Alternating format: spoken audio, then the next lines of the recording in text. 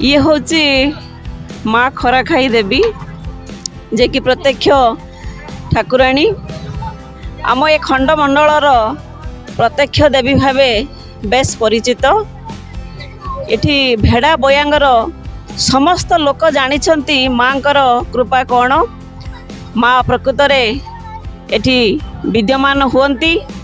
वर्षर थरटे चारिआडु भक्तंकर समागम हुए। माँकर पीठ चलचंचल होई उठे एई भक्त मानकर समागम देखी। कौ अनादि कालरू एठी अछंती तार इतिहास आमे कहि परिबु नाही। जे जहा मनरे मानसिक करिथाए ताकु माँ पूरण करिथांती। सेतिपई वर्षर थरटिए चतुर्दिगरू तार भक्त माने तार आश्रित माने धाई आसंती एई महाविश्व संक्रांति जहाँ आम पणा संक्रांति बोली पालन करुछु आजिर दिन रे। बहुत दूर दूरांतर ये भक्त मैंने छुट्टी आसती समस्त मनोवांछा पूरण हुए मानसिक करा। केवल भद्रक जिला नुहे केन्द्रापड़ा बालेश्वर सबुआड़ भक्त मैंने छुट्टी आसती। 14, 15, 16 आम 3 दिन धरी कार्यक्रम समापन हुए।